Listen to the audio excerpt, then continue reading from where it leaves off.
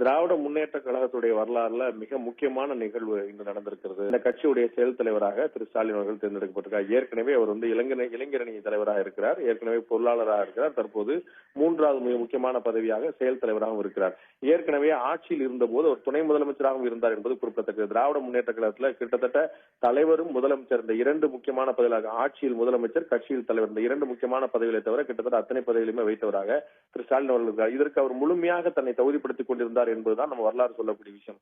நேற்று வரை அவர் திமுகவுடைய தலைவருடைய வாரிசு அப்படிங்கிற ஒரே ஒரு விஷயத்தை மட்டுமே கொண்டவராக இல்லாமல் முழுக்க முழுக்க அந்த கட்சியில் இருக்கக்கூடிய அடிப்படை தொண்டர்கள் என்னெல்லாம் செய்தார்களோ, என்னென்னலாம் தியாகம் செய்தார்களோ, என்னெல்லாம் உழைப்பை காட்டினாலோ அத்தனையுமே அவரும் கொண்டவராக இருந்தார். அவர் குடியிருந்த பகுதியில சேப்பாக்கம், ஆயிரம் விளக்கு இது போன்ற பகுதிகளில் கீழே இருந்து ஒன்றியத்திலிருந்து மன்றத்திலிருந்து கட்சியுடைய இளைஞரணியிலிருந்து மாணவர்களிருந்து அத்தனை பொறுப்புகளுமே இருந்து முழுக்க முழுக்க அந்த தொண்டர்களால் இன்று அவர் தளபதி என்று அழைக்கப்படுகிறார் அல்லவா, அந்த பட்டத்துக்கு ஏற்ப கீழிருந்தே அடிப்படையான பணிகளிலிருந்தே தன்னை முழுமையாக ஈடுபடுத்திக் கொண்டிருந்தார்.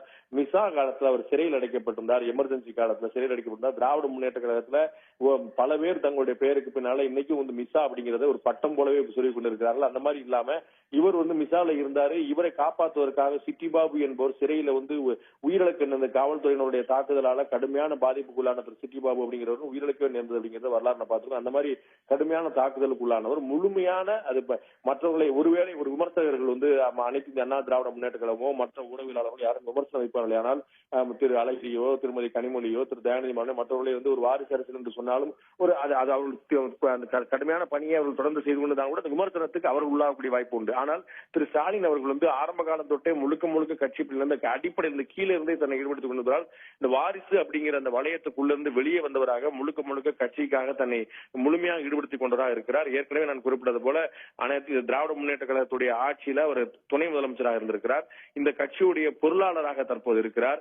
இந்த கட்சியுடைய இளைஞரணி செயலாளராக இருக்கிறார். இந்த கட்சியுடைய செயல் தலைவராக தற்போது அந்த திராவிட முன்னேற்ற கழகத்துடைய விதி 18 திருத்தப்பட்டு செயல் தலைவராக இருக்கிறார். இந்த தீர்மானத்தை முன்மொழிந்தது பேராசிரியர் திரு அன்பழகன் அவர்கள் தான் இந்த தீர்மானத்தை முன்மொழிந்தார் அப்படிங்கிறது இன்னும் ஒரு மிகப்பெரிய ஒரு வாழ்த்தாக அவருக்கு பார்க்க முடியுது. அதே போல துரைமுருகன் திராவிட முன்னேற்ற கழகத்துடைய நீண்ட முக்கியமான தலைவர், திமுக தலைவருக்கும் திமுகவுடைய பொருளாளருக்கும் இருவருக்குமே இணைப்பு பாலமாக செயல்படக்கூடியவர், மிக முக்கியமான பொறுப்பு அவரும் வழிமொழிந்திருக்கிறார். ஏகமனதாக இந்த தீர்மானம் நிறைவேற்றிருக்கிறது.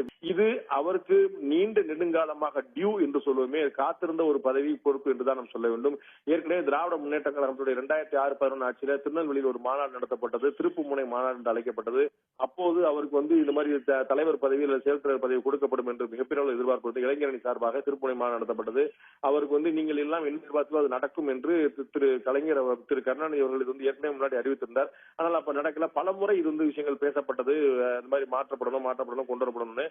இன்னைக்கும் கூட திராவிட முன்னேற்ற கழகத்துடைய தலைவர் கருணாநிதி அவர்கள் முழுமையான ஆக்டிவோட தான் இருக்கிறார். அவர் மருத்துவமனைக்கு சென்று வந்த பிறகும் கூட அவர் இருக்கிறார். ஆனால் கட்சி பணியை நேரடியாக எடுத்துச் செல்வதற்கு இன்னமும் வேகம் தேவைப்படுவதால் திரு ஸ்டாலின் அவர்களிடம் இந்த பொறுப்பு ஒப்படைக்கப்பட்டிருக்கிறது. தலைவராக திரு கருணாநிதி அவர்கள் நீடிக்கிறார், செயல் தலைவராக திரு ஸ்டாலின் அவர்கள் அமர்த்தப்பட்டிருக்கிறார்.